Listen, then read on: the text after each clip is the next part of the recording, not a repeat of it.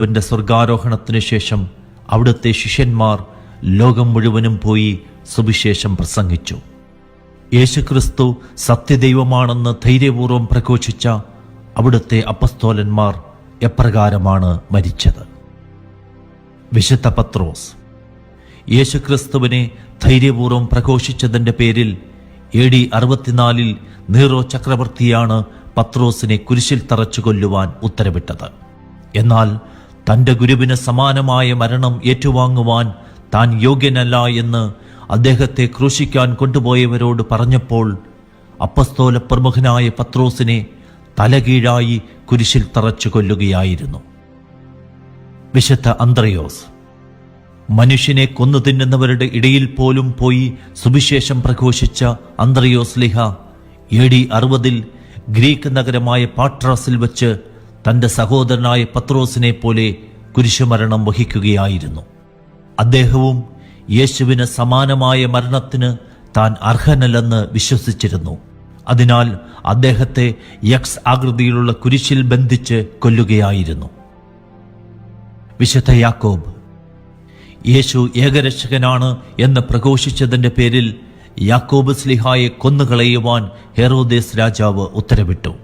അതിന്റെ ഫലമായി AD 44 ജെറുസലേമിൽ വെച്ച് അദ്ദേഹം കഴുത്തറത്ത് കൊല്ലപ്പെടുകയായിരുന്നു.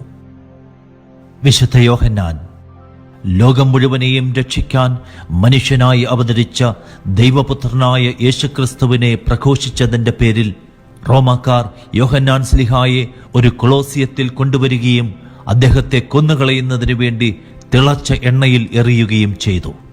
എന്നാൽ യാതൊരു പരിക്കും ഏൽക്കാതെ അദ്ദേഹം അത്ഭുതകരമായി രക്ഷപ്പെട്ടത് കണ്ട് കൊളോസിയത്തിൽ സന്നിഹിതരായിരുന്ന മുഴുവൻ പേരും യേശുവിനെ രക്ഷകനും നാഥനുമായി ഏറ്റുപറഞ്ഞ് ക്രൈസ്തവ വിശ്വാസം സ്വീകരിച്ചു.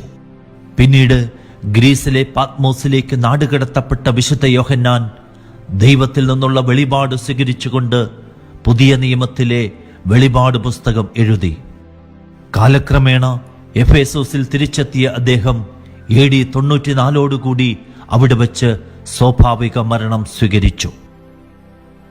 വിശുദ്ധ ഫിലിപ്പോസ് പുരാതന ഗ്രീക്ക് നഗരമായ ഹീരാപോളിസിൽ വെച്ചാണ് അദ്ദേഹം രക്തസാക്ഷിത്വം വരിച്ചത്. വഴിയും സത്യവും ജീവനുമായ ക്രിസ്തുവിനെ പ്രഘോഷിച്ചതിന്റെ പേരിൽ ഫിലിപ്പോസ് ലിഹായെ തലകീഴായി കുരിശിൽ തറച്ചു കൊല്ലുകയായിരുന്നു. തലകീഴായി കുരിശിൽ കിടന്ന് മരണവേദന അനുഭവിക്കുമ്പോഴും അവിടെ കിടന്നുകൊണ്ട് അദ്ദേഹം ആ വഴിയെ കടന്നുപോയവരോട് സുവിശേഷം പ്രഘോഷിച്ചു. വിശുദ്ധ ബർത്തലോമിയോ സത്യദൈവത്തെ തിരിച്ചറിഞ്ഞിട്ടില്ലാത്ത വിഗ്രഹാരാധകരുടെ ഇടയിൽ ലോകത്തിന്റെ പ്രകാശമായ ക്രിസ്തുവിനെ പ്രഘോഷിച്ചതിന്റെ പേരിൽ നിരവധി ക്രൂരമർദ്ദനങ്ങളാണ് സ്ലീഹ ഏറ്റുവാങ്ങിയത്. വിഗ്രഹാരാധകരുടെ കോപത്തിന് പാത്രമായ അദ്ദേഹം പിന്നീട് അർമേനിയയിലെ അൽബാൻ നഗരത്തിൽ വച്ച് ശിരച്ഛേദനം ചെയ്യപ്പെടുകയായിരുന്നു. വിശുദ്ധ മത്തായി ക്രിസ്തുവിന്റെ സ്വർഗാരോഹണത്തിന് ശേഷം പേർഷ്യ, എത്യോപ്യ എന്നിവിടങ്ങളിൽ സുവിശേഷവേല ചെയ്ത വിശുദ്ധ മത്തായി പുനരുത്ഥാനവും ജീവനുമായ യേശുവിനെ തീഷ്ണതയോടെ പ്രഘോഷിച്ചതിന്റെ പേരിൽ എത്യോപ്യൻ രാജഭടന്മാരുടെ വാളിനിരയായി രക്തസാക്ഷിത്വം വഹിക്കുകയായിരുന്നു. ഹെൽപ്പയുടെ പുത്രനായ വിശുദ്ധ യാക്കോബ് വഴിയും സത്യവും ജീവനുമായ യേശുക്രിസ്തുവിന്റെ സുവിശേഷം പരിശുദ്ധാത്മാവിനാൽ നിറഞ്ഞ് ജെറുസലേമിലുടനീളം പ്രഘോഷിച്ച ഹെൽപ്പയുടെ പുത്രനായ യാക്കോബിനെ സുവിശേഷവേല ചെയ്തുകൊണ്ടിരിക്കെ ജെറുസലേമിൽ വെച്ച് യഹൂദർ കല്ലെറിഞ്ഞു കൊല്ലുകയായിരുന്നു. വിശുദ്ധ ശിമയോൻ മനുഷ്യനിർമ്മിതമായ ദൈവിക സങ്കല്പങ്ങളിൽ മുഴുകി ജീവിച്ചിരുന്ന ജനങ്ങളുടെ ഇടയിൽ സത്യദൈവമായ ക്രിസ്തുവിനെ പ്രഘോഷിച്ച അപ്പസ്തോലനായ വിശുദ്ധ ശിമയോൻ അവരുടെ കോപത്തിന് പാത്രമായി. പേർഷ്യയിൽ വച്ച് അവർ അദ്ദേഹത്തെ ബന്ധനസ്ഥനാക്കി സൂര്യദേവനെ ആരാധിക്കാൻ നിർബന്ധിച്ചു. എന്നാൽ അതിന് വിസമ്മതിച്ചതിനാൽ അദ്ദേഹത്തെ ശിരസ് മുതൽ പാദം വരെ ശരീരം നേർപകുതി 2 കഷ്ണങ്ങളായി കീറിമുറിച്ച് കൊല്ലുകയായിരുന്നു. വിശുദ്ധ യൂദാസ് തദേവൂസ് യൂദയ, സമേറിയ, സിറിയ, മെസപ്പൊട്ടാമിയ, ലിബിയ എന്നിവിടങ്ങളിൽ സുവിശേഷം പ്രഘോഷിച്ച ശേഷം അർമേനിയയിൽ വെച്ച് രക്തസാക്ഷിത്വം വഹിക്കുകയായിരുന്നു. ലോകരക്ഷകനായ യേശുക്രിസ്തുവിനെ ധൈര്യപൂർവ്വം പ്രഘോഷിച്ചതിന്റെ പേരിൽ യൂദാസ്ലിഹായെ ദണ്ടുകൊണ്ട് അടിച്ച് കൊലപ്പെടുത്തിയ ശേഷം അദ്ദേഹത്തിന്റെ കഴുത്തറത്ത് മാറ്റുകയായിരുന്നു. വിശുദ്ധ പൗലോസ് യേശുവിന്റെ സ്വർഗാരോഹണത്തിന് ശേഷം അവിടുന്ന് പ്രത്യേകമായി തിരഞ്ഞെടുത്തവനും യേശുക്രിസ്തുവിന്റെ അപ്പസ്തോലൻ എന്ന് ബൈബിൾ വിശേഷിപ്പിക്കുന്നവനുമായ വിശുദ്ധ പൗലോസ് വിഗ്രഹാരാധനയ്ക്കെതിരെ ശക്തമായ മുന്നറിയിപ്പ് നൽകിക്കൊണ്ട് സകല ജാതി മനുഷ്യരും രക്ഷ പ്രാപിക്കാൻ യേശുക്രിസ്തുവിൽ വിശ്വസിക്കണം എന്ന് ധൈര്യപൂർവ്വം പ്രഘോഷിച്ചതിന്റെ പേരിൽ അദ്ദേഹം റോമിൽ വെച്ച് തടവിലാക്കപ്പെടുകയും പിന്നീട് അദ്ദേഹത്തെ കഴുത്തറത്ത് കൊല്ലുകയുമായിരുന്നു.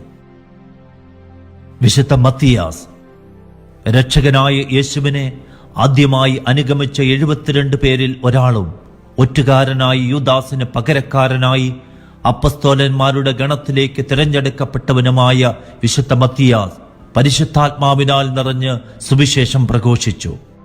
നരഭോജികളുടെ ഇടയിൽ പോലും പോയി ക്രിസ്തുവിന്റെ സ്നേഹം പ്രഘോഷിച്ച അപ്പസ്തോലനെ കണ്ണുകൾ ചൂഴ്ന്നെടുത്ത് തടവിലാക്കുകയും പിന്നീട് അദ്ദേഹത്തെ കല്ലെറിഞ്ഞു കൊന്നതിനു ശേഷം ശിരച്ഛേദനം ചെയ്യുകയുമായിരുന്നു. വിശുദ്ധ തോമാസ്ലിഹ തീഷ്ണമായ വിശ്വാസം കൊണ്ട് നിറഞ്ഞ് എന്റെ കർത്താവും എന്റെ ദൈവവും എന്ന് ഉദ്ഘോഷിച്ച തോമാസ്ലിഹായാണ് ക്രിസ്തുവർഷത്തിന്റെ ആദ്യ ശതകത്തിന്റെ മധ്യകാലഘട്ടത്തിൽ ഭാരതത്തിൽ ക്രൈസ്തവ വിശ്വാസം പകർന്നു നൽകിയത്. AD 52 കൊടുങ്ങല്ലൂർ തുറമുഖത്ത് കപ്പലിറങ്ങിയ അദ്ദേഹം സുവിശേഷം പ്രഘോഷിക്കുകയും കൊടുങ്ങല്ലൂർ, പാലയൂർ, കോട്ടക്കാവ്, കൊക്കമംഗലം, ചായൽ, നിരണം, കൊല്ലം എന്നീ സ്ഥലങ്ങളിൽ 7 ക്രൈസ്തവ സമൂഹങ്ങൾ സ്ഥാപിക്കുകയും ചെയ്തു. സത്യദൈവമായ ക്രിസ്തുവിനെ ധൈര്യപൂർവ്വം പ്രഘോഷിച്ചതിന്റെ പേരിൽ മൃഗങ്ങളെയും ഇതിഹാസ കഥാപാത്രങ്ങളെയും ദൈവങ്ങളായി കണ്ട് ആരാധിച്ചിരുന്ന വിഗ്രഹാരാധകരുടെ കോപത്തിന് പാത്രമായ തോമാസ്ലിഹായെ AD 72 മൈലാപ്പൂരിൽ വെച്ച് അവർ കുന്തം കൊണ്ട് കുത്തിക്കൊലപ്പെടുത്തുകയായിരുന്നു. എന്തിനു വേണ്ടിയായിരുന്നു അപ്പസ്തോലന്മാർ ഇപ്രകാരം രക്തസാക്ഷികളായത്? യേശുക്രിസ്തുവിന്റെ സ്വർഗാരോഹണത്തിന് ശേഷം അപ്പസ്തോലന്മാർ സുവിശേഷം പ്രഘോഷിച്ചുകൊണ്ട് ലോകം മുഴുവൻ സഞ്ചരിച്ചപ്പോൾ അവർ ചെന്നെത്തിയ സ്ഥലങ്ങളിൽ നിരവധി വ്യത്യസ്തങ്ങളായ വിശ്വാസങ്ങൾ പിന്തുടർന്നു പോന്നവർ ജീവിച്ചിരുന്നു. മനുഷ്യന്റെ അജ്ഞത മൂലമാണ് അവർ വിഗ്രഹങ്ങളെയും പ്രകൃതി ശക്തികളെയും മൃഗങ്ങളെയും ഇതിഹാസ കഥാപാത്രങ്ങളെയും ദൈവമായി ആരാധിച്ചിരുന്നത്. എന്നാൽ മനുഷ്യന് സ്വയം വെളിപ്പെടുത്തുവാൻ സാക്ഷാൽ ദൈവം തന്നെ മനുഷ്യനായി അവതരിച്ചവനാണ് യേശുക്രിസ്തു എന്നും ഇനി മുതൽ എല്ലാ മനുഷ്യരും യേശുക്രിസ്തുവിൽ വിശ്വസിക്കണമെന്നും അവർ ലോകത്തോട് വിളിച്ചു പറഞ്ഞു. ഈ സത്യം കലർപ്പില്ലാതെ ധൈര്യപൂർവ്വം പ്രഘോഷിച്ചതുകൊണ്ടാണ് അവർക്ക് ക്രൂരമായ പീഡനങ്ങളും അതോടൊപ്പം മരണവും ഏറ്റുവാങ്ങേണ്ടി വന്നത്. എല്ലാ മതങ്ങളും ഒന്നുപോലെയായിരുന്നുവെങ്കിൽ അപ്പസ്തോല പ്രമുഖനായ പത്രോസിനും ഫിലിപ്പോസ്ലിഹായിക്കും തലകീഴായി കുരിശിൽ തറയ്ക്കപ്പെട്ട് മരിക്കേണ്ടി വരികയില്ലായിരുന്നു. എല്ലാ മതങ്ങളിലൂടെയും ദൈവത്തെ കണ്ടെത്താമെങ്കിൽ അന്ത്രയോസ്ലിഹായിക്ക് X ആകൃതിയിലുള്ള കുരിശിൽ ബന്ധിക്കപ്പെട്ട് മരിക്കേണ്ടി വരികയില്ലായിരുന്നു. എല്ലാ മതങ്ങളിലൂടെയും രക്ഷ പ്രാപിക്കാമെങ്കിൽ വിശുദ്ധ ബർത്തലോമിയായും പൗലോസ്ലിഹായും യാക്കോബുസ്ലിഹായും കഴുത്തറക്കപ്പെട്ട് മരിക്കേണ്ടി വരികയില്ലായിരുന്നു. എല്ലാ വിശ്വാസങ്ങളും മനുഷ്യനെ സത്യത്തിലേക്ക് നയിക്കുമെങ്കിൽ യോഹന്നാൻ സ്ലിഹായിക്ക് തന്റെ ശരീരം തിളച്ച എണ്ണയിലേക്ക് എറിയപ്പെടാൻ വിട്ടുകൊടുക്കേണ്ടി വരികയില്ലായിരുന്നു. എല്ലാ മതങ്ങളും പഠിപ്പിക്കുന്നത് ദൈവനിവേശിതമാണെങ്കിൽ സുവിശേഷ ഗ്രന്ഥം രചിച്ച വിശുദ്ധ മത്തായി സ്ലിഹായിക്ക് വാളിനിരയായി രക്തസാക്ഷിത്വം വഹിക്കേണ്ടി വരികയില്ലായിരുന്നു. എല്ലാ വിശ്വാസങ്ങളിലൂടെയും നിത്യജീവൻ പ്രാപിക്കാമെങ്കിൽ വിശുദ്ധ യൂദാസ്ലിഹായിക്ക് ദണ്ടുകൊണ്ട് അടിയേറ്റും യാക്കോബ് സ്ലിഹായിക്കും മത്തിയാസ്ലിഹായിക്കും കല്ലേറുകൊണ്ടും മരിക്കേണ്ടി വരികയില്ലായിരുന്നു. പ്രകൃതി ശക്തികളെല്ലാം ദൈവമായിരുന്നെങ്കിൽ ശിമയോൻ സ്ലിഹായിക്ക് ശിരസ് മുതൽ പാദം വരെ ശരീരം നേർപകുതി 2 കഷ്ണങ്ങളായി കീറിമുറിക്കപ്പെട്ട് മരിക്കേണ്ടി വരികയില്ലായിരുന്നു. അന്യദൈവങ്ങളെ ആരാധിക്കുന്ന വിഗ്രഹാരാധകരെല്ലാം സത്യദൈവത്തെ തന്നെയാണ് ആരാധിക്കുന്നതെങ്കിൽ വിശുദ്ധ തോമാസ്ലിഹായിക്ക് കുന്തത്താൽ കുത്തപ്പെട്ട് മരിക്കേണ്ടി വരികയില്ലായിരുന്നു. അതിനാൽ പ്രപഞ്ചത്തിലെ സകല മനുഷ്യരും ഈ മാറ്റമില്ലാത്ത സത്യം തിരിച്ചറിയട്ടെ. ഒരേ ഒരു ദൈവമേയുള്ളൂ, പിതാവും പുത്രനും പരിശുദ്ധാത്മാവുമായ ഏകദൈവം.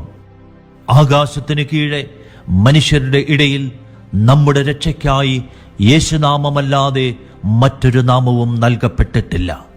അതിനാൽ കർത്താവായ യേശുക്രിസ്തുവിൽ വിശ്വസിക്കുക, നീയും നിന്റെ കുടുംബവും രക്ഷ പ്രാപിക്കും.